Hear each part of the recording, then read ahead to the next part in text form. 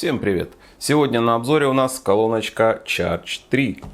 Это копия идет, она довольно-таки популярная, потому что она очень дешевая. И она же популярная в оригинальном исполнении, потому что она неплохо играет. Вот. Цена на данную колонку упала фактически до минимальной, то есть ее можно купить за $12. Это, на мой взгляд, совсем недорого даже для подделки. Вот, по звучанию мы ее сейчас послушаем. В следующем ролике мы ее сравним с вот такой вот оригинальной Flip 3. И также сравним с неоригинальной Flip 4. Тоже говорили, что неплохо она звучит. Ну, не оригинальная Flip 4, но опять же посмотрим. Но это будет в следующем выпуске. А пока приступим к распаковочке вот этой вот колонки. Та-да! Вот так вот мы вверх ногами взяли. Смотрим, что у нас по комплекту. О, нас тут встречают такие веселые оранжевые кабельки. Вот, один из них это 3.5, второй USB, microUSB. Ну, то есть все как обычно. Так, сама колоночка. И в конце даже нам положили инструкцию на Charge 3+. Серьезная модификация. Пока один вопрос, который возникает к ней, это запах. Вот она, сейчас я ее понюхаю. Очень сильно. Обычно они, честно говоря, без запаха. Китайские колонки, но это пахнет такой, знаешь, китайской пластмассой и китайской тканью. Не знаю, просто такой химический запах. Я вот открыл, и в нос она просто бросился этот запах прямо в нос. За данные деньги данная колонка собрана, в общем-то, неплохо. Что мне не нравится? Ну, то, что я и ожидал. Вот это вот наклейки JBL. Мне как бы вот эти вот большие надписи JBL на самом JBL не сильно нравятся, а уж когда их лепят на копию, присобачена вот эта вот наклейка JBL, мы при желании легко можем отодрать. Вот, если кому не нравятся эти надписи, вы их можете легко снять, они все идут на обычной самоклейке двухсторонней. Вот, и при желании легко убираются, и без них колонка смотрится, на мой взгляд, лучше. Ну, просто надпись Charge 3. Это, в принципе, не так уж и плохо. Давайте посмотрим, что у нас идет по разъемам. Он, кстати, хорошо открывается. Естественно, про водозащиту здесь никакую не идет. Здесь обычная, ну, в лучшем случае, защита от брызг. То есть, если в дождь на нее попадут капли, жить она будет. Но не более того. Тут просто тоненькая верхушечка. Так, у нас тут есть microUSB, 3.5 джек, USB.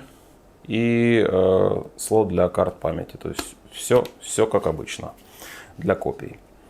Так, сверху у нас переключение режимов, плюс-минус. Это регулировка громкости и переключение треков. Play-пауза, включение-выключение и сопряжение с другой колонкой. Кстати, надо будет как-то проверить, работает ли эта функция. То есть она как бы везде делается, но работает или нет. Так, ну, боковые мембраны, видите, тут такие вот специфические в виде пропеллера. Герметизация, ну, как всегда, не всегда, конечно, но в большинстве случаев вот хреновая. Вот здесь она хреновая. То есть я нажимаю с другой стороны, и, видите, движения никакого нету. Естественно, про какой-то бас мы тут, в общем-то, говорить не будем. Внизу есть 3 индикатора. Ну что, включаем. Вот такой вот звук нас встречает, немножко похож на звук из бочки. Когда берете такие колонки, будьте аккуратны с флешками, потому что, ну, вернее, не с флешками, это я так microSD карточку называю, потому что здесь вот можно ее вставить как в сам слот, так и мимо. Ну, у меня это получалось, и потом выковыривать, я вам скажу, ну, это то еще развлечение. Причем, как назло, вы попадете не в слот, а мимо.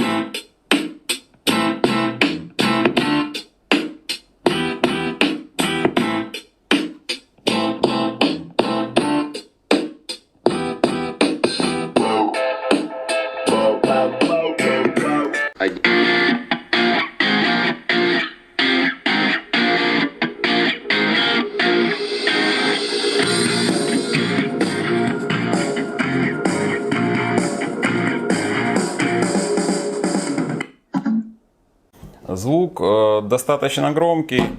Вот, ну, около 5 Вт данная колоночка выдает. По басам. Басов как таковых нету. Здесь есть немножко высоких и в основном средние частоты. Вот такой легкий, даже не бас, это такие, скажем, как вот на старых магнитофонах ударники назывались. Вот что-то такое. То есть что-то есть, что-то происходит, причем чуть-чуть даже лучше, чем я ожидал от данной колонки. Давайте к этому чуду подключим телефон и попробуем воспроизводить из него музыку. Отображается честно Charge 3. Подключаем. Видите, подключается быстро. Так, попробуем включить бас-тест. Так, и какую-нибудь мелодию отсюда.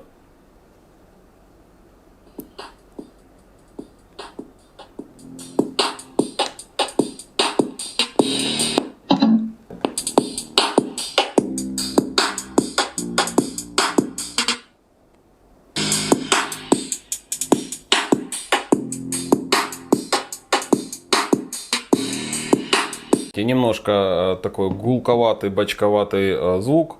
Давайте попробуем по частотам. Вот, например, начнем с 50 Гц. Ну, 50 Гц мы вообще никакого звука не слышим. 75 начинается легкая вибрация. Давайте 100. Вот 100 уже есть звук, где-то у нее частотка, я думаю, со 120 в принципе начинается 120, 150, а давайте увеличим.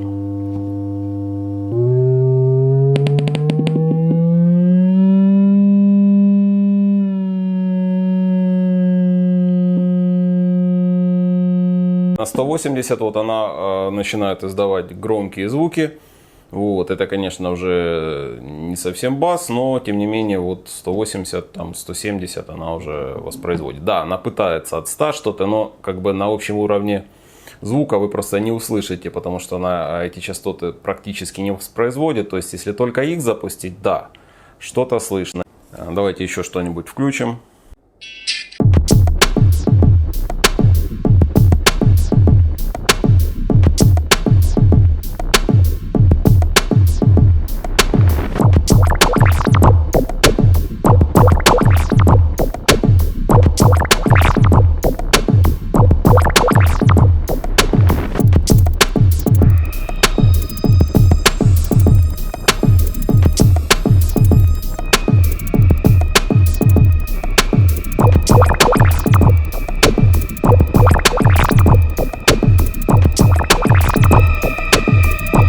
Слышали немножко такой бубнящий звук, частотка, естественно, у него узкая, там низы там от 200, верхи заканчиваются, наверное, на тысячах, на, не знаю, на 8.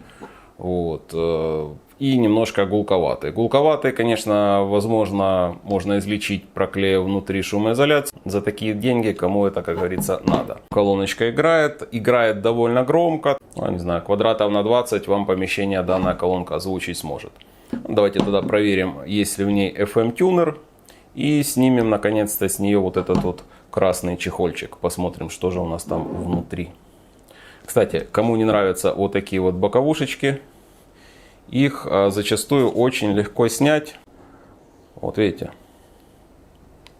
Все. Вы ее отклеиваете, у вас обычная недорогая колоночка получается без вот этих вот JBL-ных косяков. Вот, я имею в виду подделочной бижутерии. То есть вы сняли впереди, сняли по бокам. Вот. Ну, с другой стороны, зачем тогда покупать JBL?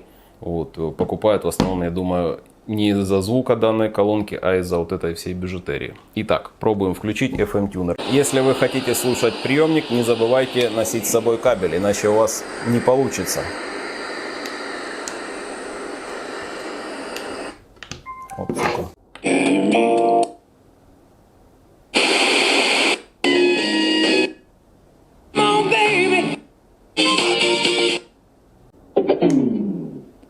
Приемник здесь есть, вот, так что смело пользуйтесь. Вы видели, настраивается элементарно. Включаете в режим шипения, зажимаете клавишу play паузу. Не забываем подключить хвост.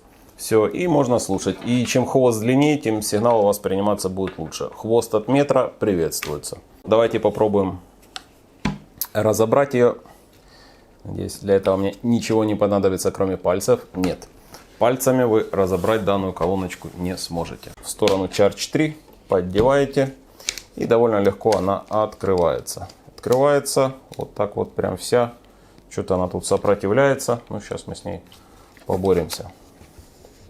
Так, что же тебе не нравится колонка? Тебя тут что, прикрутили? Да, ее прикрутили. Ребят, для того, чтобы не сломать колонку, вот видите, вот здесь вот есть два винтика. Их надо открутить, иначе вы ее просто-напросто сломаете. Кстати, попробуем разбирать с помощью вот такого вот ножа. Это самая, наверное, продаваемая модель у Victorinox. Вот, всегда ношу с собой. Самый удобный нож, который мне, в общем-то, встречался, потому что он не занимает места в кармане и все основные функции он может выполнять. Но лучше делать это обычной отверткой. Тогда мы его победили. Внутри, как вы видите, самая обычная китайская колонка. Водозащиту обсуждать даже не будем. Ну, вы видите, да? Вот сюда, если попадет у вас сверху вода, вот это вот все культурно закоротит, и колоночки настанет капец. И нужно попытаться ее разобрать. Аккумуляторы у данных колонок в основном 1200. В такие колонки ставят. Это в лучшем случае. Пока новый он столько выдает. Дальше как повезет. Если интересно, могу замерить и допишу под видео, какая емкость у данной колонки. Кстати, мы не проверили, возможно, у нее есть режим, так же как у оригинальной, заряжать телефон. Давайте это возьмем и проверим. Подключаем вот так. Подключаем вот так. Куплен на аукционе за $7. Сделаю на него обзор. Это какая-то Nokia. Вы видите, зарядка пошла. Надпись Charge здесь не просто так. С помощью него вы можете заряжать свой телефон. Единственное, для того, чтобы в этом, скажем так, появился какой-то смысл, сюда нужно поставить хороший аккумулятор. Вот с чем в Китае нет проблем, так это с винтами. Их много.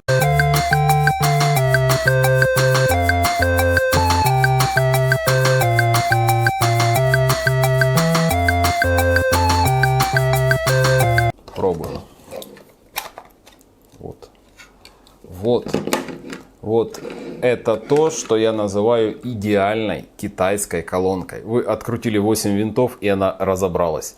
Все, вот эта мне колонка, честно говоря, нравится. Несмотря на ее бубнящий звук, ну, как бы здесь вот при желании можете пены сюда задуть, она чуть-чуть лучше станет играть, скорее всего. По всей поверхности, там где она соединяется, нету никакого уплотнителя. Если вы двухсторонний уплотнитель сюда проклеите и его уже проклеите вот по пластику, чуть-чуть лучше звук у вас станет.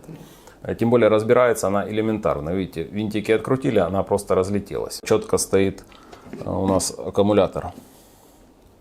Давайте его попробуем. Оп. Смотрите, он вытаскивается. У него даже есть какой-то GDY обозначение. Емкости здесь нету. Сюда элементарно поставить нормальный аккумулятор. Кстати, динамики тоже вытаскиваются отлично. То есть они просто стоят на вот такой вот уплотнительной ленте. Такую же ленту, если вы проклеите по всем стыкам, получится более-менее приличная герметизация, и колонка станет играть лучше. 100%. Несмотря на очень смешную цену данной колонки, здесь стоят стандартные 3-ваттные динамики. Они идут с какими-то там вот обозначениями, то есть какая-никакая китайская фирма их делала. Давайте посмотрим на боковые мембраны. Кстати, они мне внутри нравятся больше, чем снаружи. Вот такая вот нержавейка. Если есть желание, вы можете открутить и наружу поставить вот этой стороной. Будет выглядеть намного симпатичней, чем вот это вот JBL. Видите, все здесь просто на 4 винтах держится. То есть мне вот эта конструкция нравится. Не надо вот что-то отрывать от нее куски ткани, там извращаться. То есть просто открутили, посмотрели внутрь, все понятно. Плата 2018 года изготовления, есть на ней микрофон даже. Если есть у вас желание, можете использовать как громкую связь. что дешевый усилок, ватта на 4, антенка Bluetooth. Знающие люди захотят и прогуглят. Вот номер платы, можете его забить в Google, и вся характеристика по ней высветится. Максимум $1 такая плата стоит, $1-1,5, потому что стоимость колонки как бы смешная. Какой вывод можно сделать вот по вот этому вот изделию? За свою цену для энтузиастов вполне неплохая колонка. Я рекомендовал сделать герметизацию, но вот по герметизации вопросы возникают вот здесь, видите, 4 отверстия. Вот их надо будет тоже чем-то заклеивать, потому что не заклеивать отверстия, герметизации здесь, в общем-то, никакой нету. И зачем вот эти вот боковые динамики при отсутствии герметизации абсолютно никакой роли не играют в колонке, если она внутри полностью не герметичная. То есть это так. Для красоты там понажимать на них можно, но не более того. Конструкция простая, разбирается хорошо, играет, вы сами слышали, как она играет. На свои $12 она играет. Немножко из бочки, низких нету, высокие обрезаны. Для энтузиастов рекомендую. Остальным рекомендую присмотреться либо к Hopstar, либо вот в следующем обзоре мы оригинальный Flip 3 Stealth Edition проверим. Стоит он на данный момент уже не так дорого, поэтому можно к нему присмотреться. Кому было полезно, не забываем